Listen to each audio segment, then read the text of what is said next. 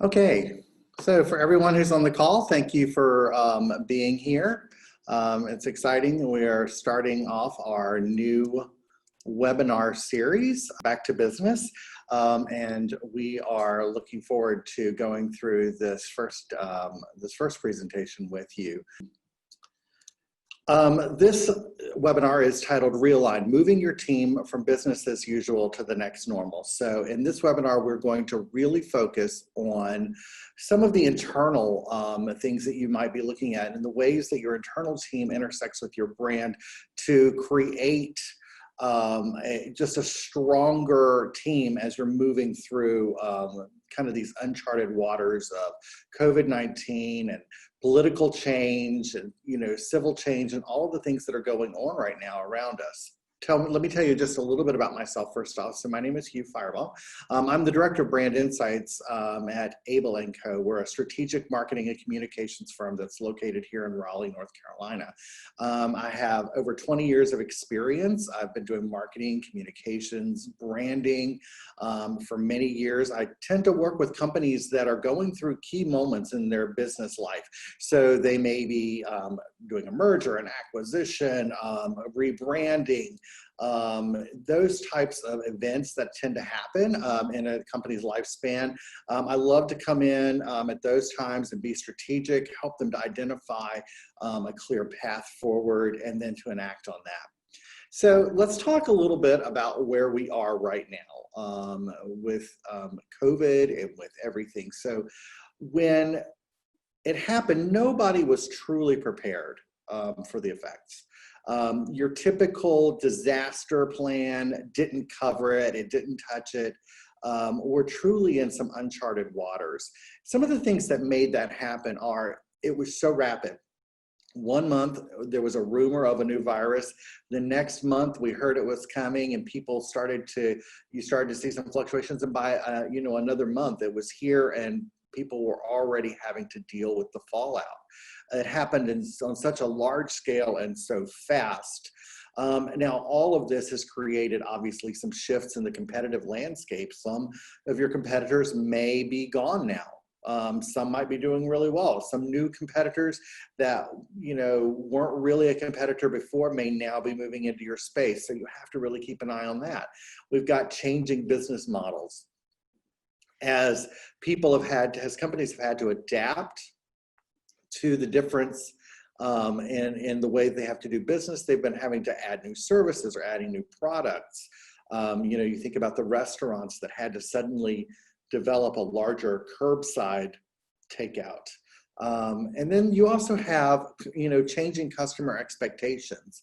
You have some who are expecting more because they're dealing with more, and so they want you to deal with more. And then you have some that are a lot more lenient. So you're having to balance that along with new work styles. And we'll get into a little bit of this as we go in this presentation, differences between working remotely and working physically and in a physical space, and how that's been changed and how that affects your internal brand and your internal communications.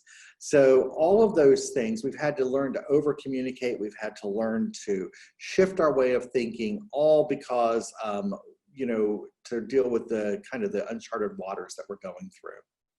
So what does it mean when we say back to business? So, some people expect kind of this, gleaming moment, like there's going to be this moment and suddenly everything's going back to normal, or we'll all know what's going to happen. And getting into this next normal, it's not a switch. It's not going to flip. It's more like a dial. There's not going to be this time when suddenly everything changes. Instead, we're going to see certain things just weed out, and certain things that maybe were temporary ones before become more permanent. And eventually, kind of like, I like to compare it to the frog in the pot, eventually you're gonna turn around and, wow, everything's different. When did this happen? And it's because it's gonna happen gradually. Now, I know everybody is keeping an eye on the progress of national and their statewide reopening phases, which to a large extent will determine your own timeline. And as you've seen, many states have been going forward or backing off. We have some moving into 4, some going back to 1, just depending on what's going on in your market. So there's never been a more important time to be keeping your ear to the ground of what's going on right in your market. So through this, we want to talk about how to leverage your brand better internally for positioning, your brand promise, what your culture is like, and then how you support your teams, and how your brand intersects with all of that. So that's what we're going to be going through today, is all of the internal aspects. So a little bit about what's going on with business. It's changing inside and out. You know, there's been all of these things that have created a seismic shift. 90% of companies feel that the crisis is going to fundamentally change how they're doing business. 54% are going to make remote working a permanent option. 41% plan to alter pricing, and 63% plan to change their products and services. All of these changes are happening at the core level of these companies.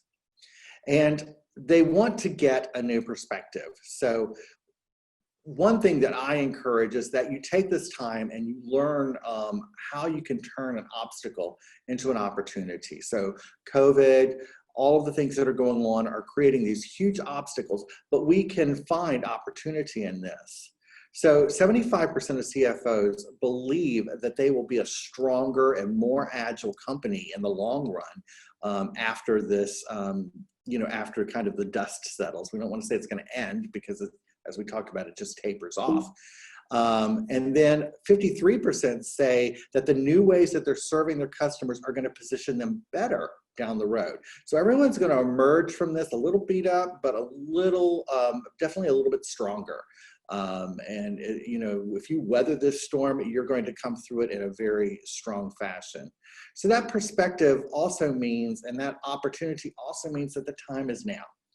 You want to resist the urge to hold steady and do nothing. That's what everybody's first reaction is well, freeze everything. Let's stop marketing. Let's stop doing this. Let's stop, let's just everything freeze down. Well, now is actually the perfect chance, because of all the changes that you're being forced to adopt.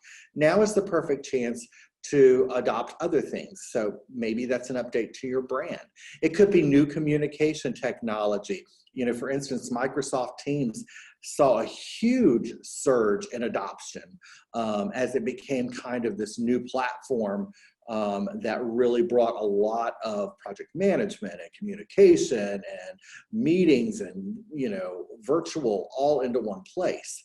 So now is definitely a time to explore new technology. We've all had to adopt it, and so doing it in a smart way. Automation solutions. You may be doing more with less resources, with less people. The absolute reality of the current economic crisis is that you may have had to let some staff go. And so automation, there's lots of different ways you can automate different aspects of your business and your brand and your marketing that can help you to bring these things on board. You might be updating your procedures, looking at new ways to do things to create efficiency. You may be adding new products and services, or hopefully you're going after new business. Right now, brand trust is more important than ever. Right now, it's second only to price. The Edelman Brand Trust Barometer special report on COVID gave us some facts and figures. 53% of communities say trusting the brand or company that owns the brand is important to their choice to buy. 70% said it's more important today than it was in the past. And 41% of consumers recently started using a new brand because of how they responded during the pandemic. So this means that as you are trying to attract that new business, as you're trying to retain your existing customers, whether you're in a survival mode or whether you're thriving, you have to realize the importance of people trusting your brand, trusting that you are doing what you're saying, that you're being a good citizen. So that brand trust means creating alignment. So building trust, building this brand trust that we're talking about, it starts at home. There are 4 key areas of alignment for getting your own house in order, and this is what we're going to talk about. It's defining your position, defining your brand promise, delivering on your culture, and then delivering on support for your teams. Those things are going to create alignment within your own organization to your brand and your core brand values. So let's dive into those for just a second. So, position. you definitely want to be creating this plan that is able to balance your value, your customer value, and your bottom line. And a lot of that is informed by your positioning and creates your positioning. And it can redefine core aspects of your organization. So 47% of consumers expect brands to translate their values and promises into new and innovative products and services during this time. So there is the expectation out there that certain things about your brand or your positioning may change. 53% of CFOs are listing new ways to serve their customer as how their companies are going to grow. So again, this idea of expansion, which is changing your position. So what does affect your position and how is it changing? So there are some external factors that we're going to dive deeper into in a future webinar, but just to relay those to you, there's, knowing your audience, knowing your competitors so that you can zig where they zag, and then also knowing your market. Now that one has become extremely important in recent days, understanding what the market is doing and how you should react to that or be proactive. But what we really want to focus on are the internal factors, your team. So your who, which is all of the people, all of your team, the what, which is the things that you do, your services, your goods, all of those things, and how, which is what your processes are or what your methodology of delivering that is. That can be part of your culture, or that could be something like your processes and procedures. So when you start to look at your positioning, you want to know yourself. That's the important core belief, is really getting to know yourself, because that is going to give you a benefit not only for your business, but also for your brand. And that informs your positioning. Now, our team recently underwent a cross-functional management exercise, and I'm not going to go into a lot of depth about that, but what we were able to do was identify, define, and address chronic issues, core processes, core competencies, and what our critical success factors were. And that helped us to understand how we were going to balance our customer value with the bottom line. It was a great exercise. I recommend your business going through it. If you're interested in that, you could certainly reach out to us and we can help you through that process. But what struck me during the process was how it informed brand positioning. So these things that we learned during the critical success, or during the cross-functional management exercise was, who, their roles and function, but also their expertise and their experience. And that informs your brand and the expectations and the alignment. And that is informing your team on how they should align to that brand. On the what side, we learned about, goods and services. What are your core competencies? Those are the unique things that your organization does that can translate across a wide variety of options, but are able to really help you be differentiated. And then that differentiation, understanding where you're different than your competitors, is really a crucial part of understanding what. And then how, this is defining your core processes, it's measuring your success, it's saying, how do we deliver upon this? What's our way of doing this? How do we deliver this promise to our customers? So going through this review of positioning and coming up with that, maybe it's your same positioning statement that you already have, but maybe it's a revised positioning statement. It's a crucial foundation for your brand and for your team's alignment. So when you're wanting to bring everybody under the same idea, this base layer of positioning really helps to define that. And so here's some things to do when it comes to positioning to start. Just ask yourself, is our positioning aligned with the current audience and market?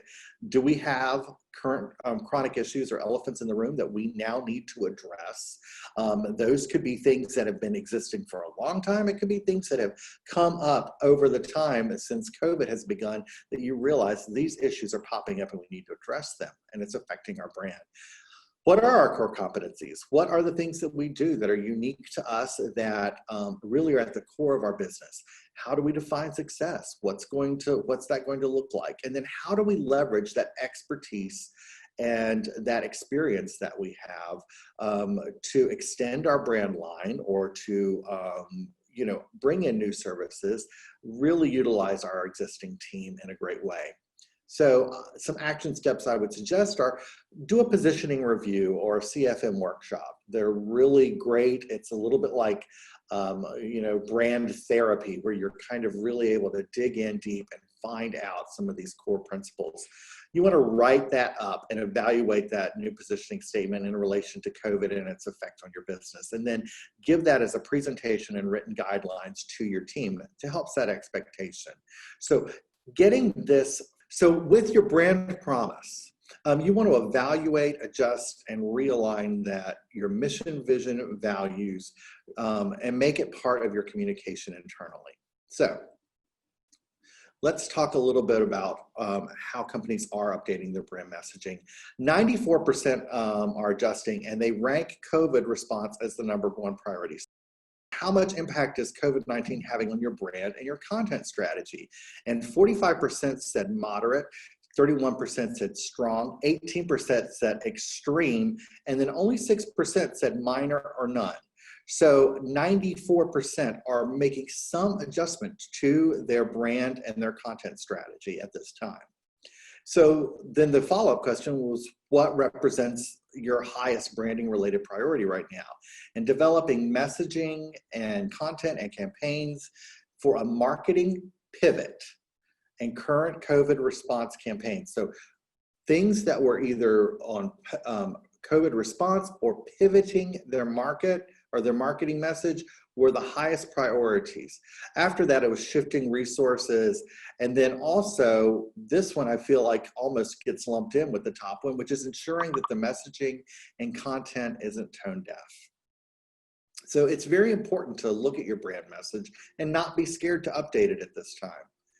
So right now, has your brand left the building? Quite literally, your people may have left the building. Representation of your brand is gone. So your team is beginning to be disconnected. They may forget what some of the tenets are of the brand.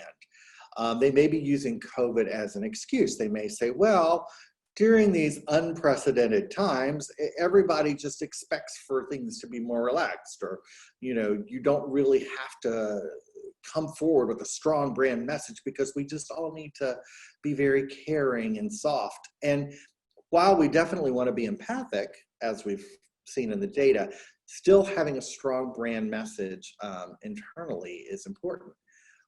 They may become out of touch with customer needs because not having that face-to-face reaction.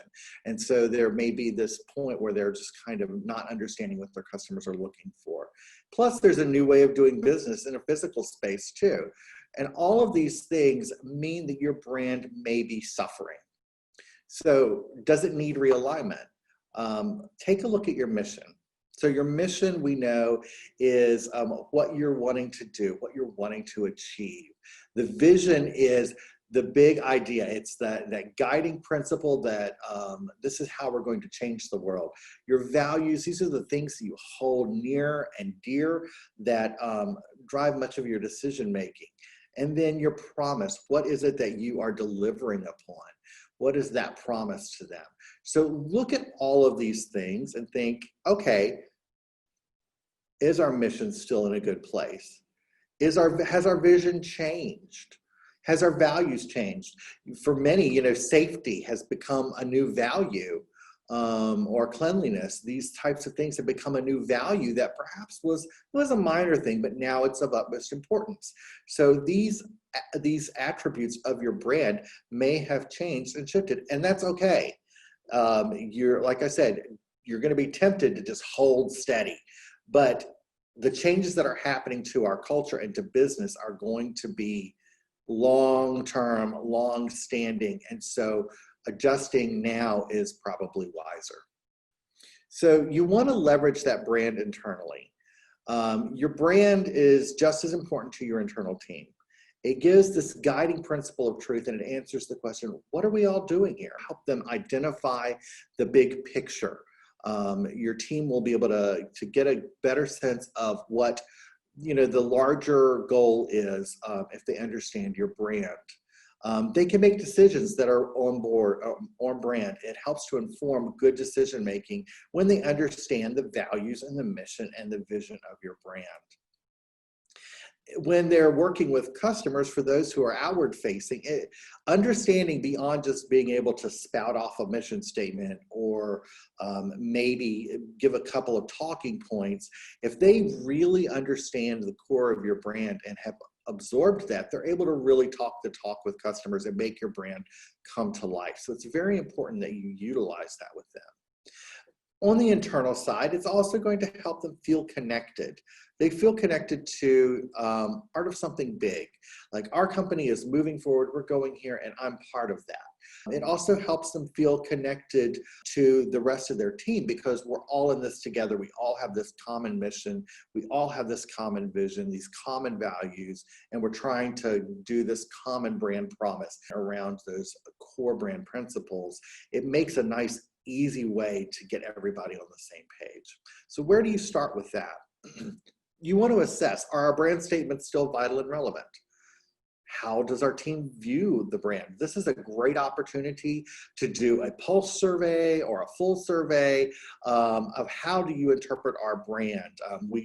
As part of what I was talking about before, we went through a brand survey process that was very intuitive, very interesting. It was a lot of fun. It wasn't like a million questions. It was going through and selecting pictures and images that represented our thoughts about our brand. And then when we distilled that down, we were able to get some of our core principles. And then we look and see, are we still in alignment with this? Are what we're saying in alignment with what we're feeling? Are we communicating our brand internally? Is this something that's just an outward facing thing, or do we really reflect that brand back on ourselves? And then another thing to assess is, then does our team embody our brand? Is it reflected back into the brand? Are the team members absorbing it and then reflecting that? So some things you can do to get started with that is a brand workshop. It's a great way. Everybody comes together. You talk about these things. Somebody's going to faint in the corner because their mission statement's gone, but that's great. Let's go ahead and reanalyze it and then make it work for today. Your brand presentation then that comes out of that workshop will allow you to present that to your full team and re-engage everyone with those mission, vision, values, and promise. And then another thing to do is stay on brand. If you're in any type of leadership role, when you communicate, always think about, how does my mission affect this communication? How does the vision? Is there a way for me to bring our brand language into this communication so that it supports our brand and isn't just, oh, well, that's just an internal flyer, oh, that's just an internal site, or, and it doesn't need to be on brand. Everything that you do should always come back to your brand. So let's talk about our third point, which is culture. Culture is really exciting for me. I think that a lot of people think that culture is just fluff, it's just the fun and stuff like that, but really, culture has a vital role in your organization. So let's talk a little bit about how things have changed and what could be affecting your culture right now. And I like to call it the new workplace, or the blended workplace. So we used to have remote people, but they were the outliers. They were the few and far betweens. And now suddenly large majorities of companies have huge parts of their team that are working in the digital workspace, and they're dealing with all kinds of things. How's productivity? Do I have the technology? But they're saying, oh, this is a lower overhead. There's no commute, but then I have, maybe my workspace is now a kitchen table. And so there's all kinds of things that you have to consider when you're talking about the digital workplace. And with more and more companies considering making that their permanent solution for more and more of their employees, it's not going away. So whether your company is doing it or not, especially if you're in B2B, chances are one of your clients or one of your vendors is going to be doing this. So the digital workplace and Zoom meetings are definitely here to stay. It's not going to go back to the way it was. The physical workplace, social distancing, no touch transactions, curbside pickup, all of these things. And then also trying to make sure that a workplace is safe, that there's cleaning protocols and PPE, and that you've got travel restrictions in place, and safety becoming such a huge watchword.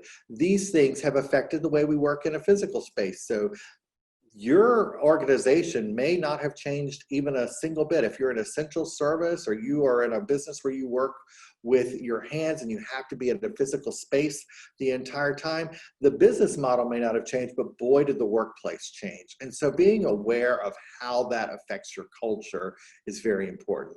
And then finally, obviously, the way that we have to deal with our customers has changed. You know, there's virtual and physical, there's new regulations, there's more options. Your clients suddenly aren't tied down to geography, so they have tons more options for, you know, purchasing that service. Everything's going to be done over the internet, so why do I need to be in the same town? They want reliability and trust more than anything, as we were talking about before. So this has created this new and blended workplace. Now, obviously, the customer is still king, and we want that customer experience to be spectacular.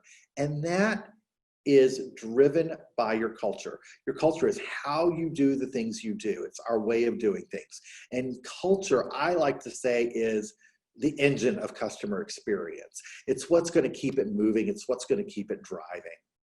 So welcome to the wild, wild west. Now your people are spread out, they're all at home, and they may have this attitude of anything goes, it's all up to me, it's survival of the fittest, and I'm gonna cover my own, you can fill in the blank.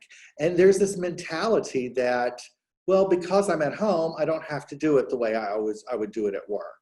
And we see some of that trickling out, and that starts to chip away at your culture. But a good company culture, if you address your company culture, you can wrangle in those outlaws. So let's talk a little bit more about culture. 72%, you'll get a 72% higher engagement from a company with winning organizational culture. They have higher employee engagement ratings than organizations with weak cultures. 65% of employees say the company culture is a key factor when deciding to stay at their job. And 77% say a strong company culture enables them to produce their best work. So this is something that's important not only from a productivity standpoint, it's important from a retention standpoint, and it's important for making sure that that brand does come alive. So why does it matter? Again, like I said, it creates a better customer experience. It brings life to your brand. Like I said, it's the engine of your brand and your customer experience, because that culture is what breathes that life into it and makes it, you know, tangible. Good culture can break down communication silos. Now, one of the things with us all being separated is everybody wants to get siloed. Everybody wants to just do their, you know, they want to limit the amount of online meetings they have. And so every communication starts to become planned. And you don't plan for that water cooler talk. You don't plan for those, you know, that little quick brainstorm of, hey, I was thinking this, how does that resonate with you? You don't plan for those things. And so you end up losing some of that. And so you end up like with these communication silos. Well, bringing your culture to the forefront will help break that down. And ultimately that creates a stronger team that can work cross-functionally. You're not working just in little pods. You're able to work as an entire organization. So some do's and don'ts. Do break down the silos. Do underscore your brand values. Definitely create balance between procedure and motivation. You know, when you walk into a space or when you go into a meeting, if it's just blah, blah, blah, blah, blah, blah, blah, blah, all the, you know, the rules and regulations, yes, those are vital things to communicate. But if you're not adding on that layer of culture, you're not adding on some motivation, you know, you're not adding on accolades and recognition, then it starts to create a very harsh culture. You know, do non-business meetings and accolades and recognition. I love, you know, I hear of some companies who do virtual happy hours. What a great thing. It's like, let's get together. Let's just talk about what our day is doing. Hey, this project blew up for me. How's everything going? Hey, did, you know, this happen for you or this not happen for you? It gives you a chance to just get together and experience each other as a company. Don't substitute meetings for meaningful connection.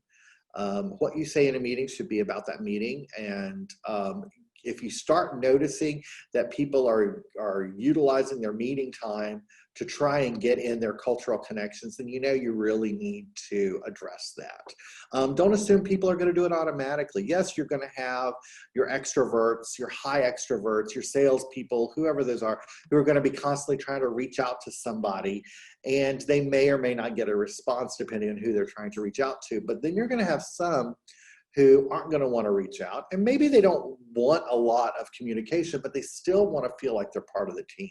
And so bringing them into the culture, you don't have to inundate them with chat messages and requests for hangouts and things like that, but just making sure they feel like they're part of the team, because there's a human side to all of this. People are working in an environment and in a way that they've never worked before, and so a lot of the organic cues of how we behave and how we act towards our brand are gone. They've been stripped away. You don't see the physicality, you don't see the dress, you don't see all of these things that help us to kind of get into a lane of like what the cultural expectation is for our company. So don't forget to listen.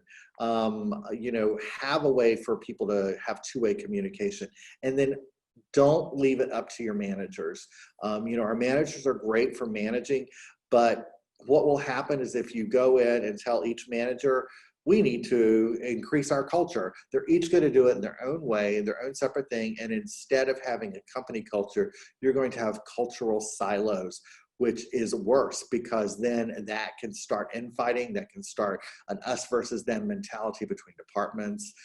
So you really need to make sure that that is coming from the top down and feels very universal. Some ways to leverage your brand for culture is utilizing a variety of branded communications and touch points.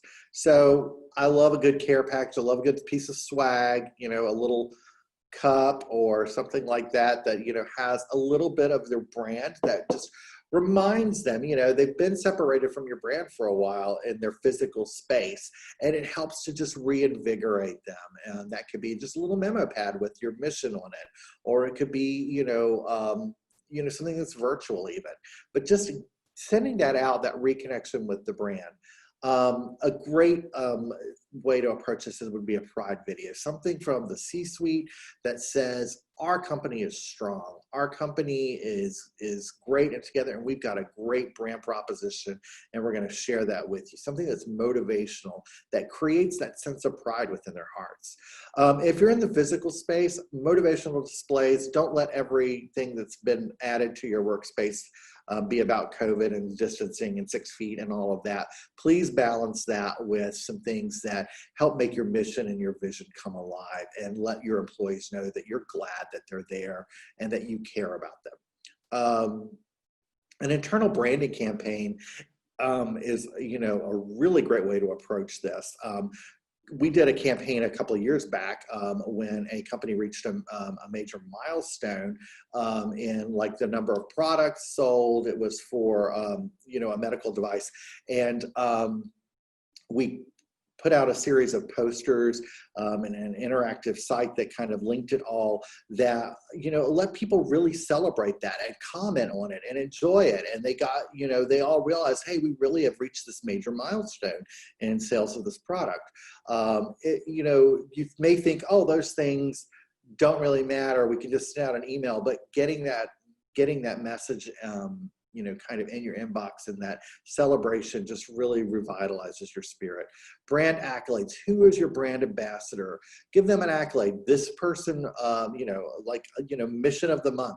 This person did the best job of enacting our brand mission and putting it into reality. And then also using your brand for team building. Creating some exercises and fun things you can do around your mission and your vision and alignment and your brand promise that help to also bring them together as a team. So some of the things to start with: pulse surveys. Look out for your silos. You want to assess that. You want to get a feel for the team, figure out if you got that Wild West mentality. You want to take your employee concerns and comments just as seriously as you would from your clients, because that is such a huge brand asset for you, is the shared knowledge of your team. Some action items: tangible versions of your brand, an inspirational pride video, and a brand incentive campaign, having these informal gatherings and giving out accolades, designating that listening team. These are all things you can do to help revitalize and keep your culture moving in a very strong way. Don't be silent and leave your team on their own. Support them with some easily accessible and frequent communication. Your employees think that this is important. 39% said that they strongly agree that their employers communicated a clear plan of action. 64% strongly agree that they feel well prepared to do their work, and 45% say that their organization cares about their overall well-being. And this is from Gallup. So you have to start with a communication plan. Without a plan, it's very easy to get caught up and distracted by the rapidly changing and all the false narratives that are out in the world. So a good communication plan will help you see the big picture and frame that big picture and say, this is what I want to always communicate to my team, to my employees. It's comprehensive. It isn't just a bunch of COVID facts, but it's taking into consideration things such as, how do you work from home? What are our best practices that we want in our team? When would you come in? All of these things. When would you come to the office? How do you deal with clients? All of those things. You also can measure a good communication plan. In other words, how many of your employees are really onboarding this information? How many of your employees are really actually utilizing these systems that you're putting into place? And then a good communication plan is also efficient. You're not going to have to say the same thing 30 million times in 30 million different ways because you're going to find the one way to say it and then just distribute that across multiple channels. It's just the exact same reason that a marketing plan is very valuable. Having that internal communication plan ticks those same boxes. Here are a few things that I like to say about keeping it, a good communication plan. Keep it controlled, meaning one person should really be in charge of it and own it. And it's kind of that final arbiter so that you know that you're going to have a good, solid message. Keep it current. You want to make sure it's always up to date. Keep it clear and transparent. You want to talk in as simple terms.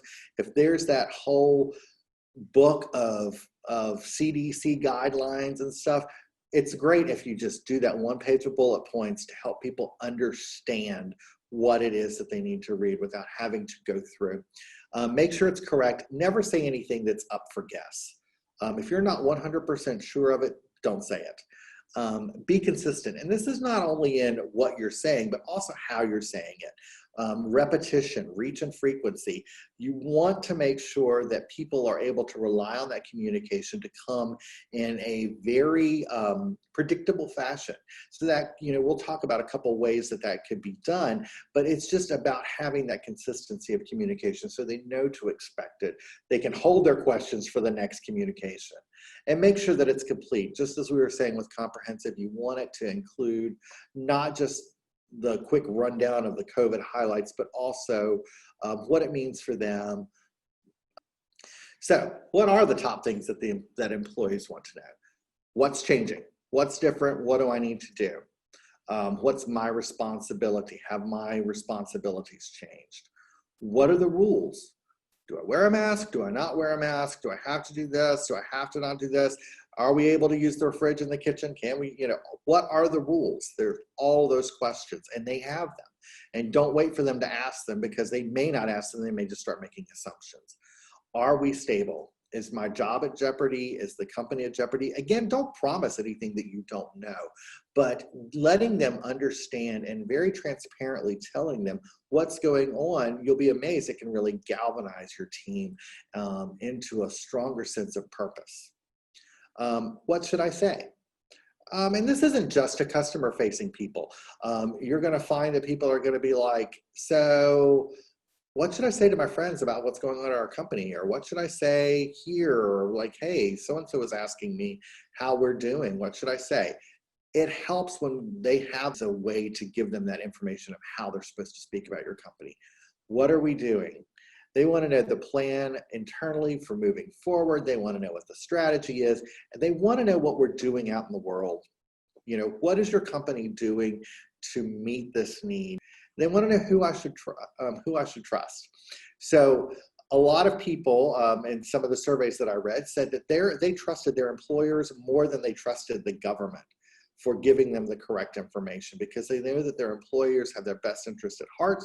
And so they are going through and curating out the most trusted information and getting that to their people.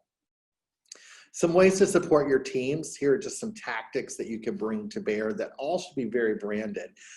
Consider an e-newsletter. Regular, like weekly or bi-weekly. People look forward to that. They know that's the one place I'm going to be able to go in my inbox and see the information up to date and current. Your meetings obviously are a place where you want to have that, go over some of these things, because some people are going to learn better by just hearing it. I love a digital playbook. I think that those are great. You pop it right here on your phone, and then, you're able to kind of go through and know, okay, I'm dealing with a customer who's asking this question, or I've come up on this situation, what do I do? And they're able to just go through and flip through and really quickly see just a couple of bullet points per page of this is how I'm going to handle it. A microsite's a great way to bring all of this together. It is that one central place that no matter what time of day or whenever, if they have a question, if they know they can go to the microsite and find the answer, will become a repository for all of your information, and it makes it easier to update. The e-newsletter can guide people to that. It all can work in a great way together. If you already have a microsite, then making sure that that is kept up to date, that it is relevant to today's time. Again, they want reliable information from you. And then finally, training. Training, you really need to train them through this period of time. Depending on the size of your team is the amount of training that you may or may not have to do. It could be just bringing everybody in and training them on a new protocol or something like that. Don't just put it out into the universe and expect people to get it. You really need to kind of train them on how to do their processes in this new time.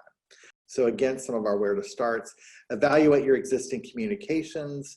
What communications exist? What questions are we asked all the time? How accessible is that information? Start with a comprehensive plan. Some of the tactics we talked about. Do create a regular newsletter, a microsite, digital playbooks, informational training videos. All of those things are important to supporting your team through this time and making sure they have the information they need. So just to review and sum up, we want to talk, we talked about how bringing alignment has 4 key areas: position, your brand promise, delivering on your brand culture, and then providing support to your teams. So before we get into questions, just want to remind you guys that we are doing 3 more webinars in this Back to Business series. The next one is on Friday, August 14th. If you visit us at our website or on our blog, you will be able to keep in touch with these webinars and have the next one out. And be looking for your email, because we'll be sending that. All right, so now I'm going to open it up for questions, and if you've typed any in already, that's great. If not, right now is a great time to do it. Does anyone have any questions about the material?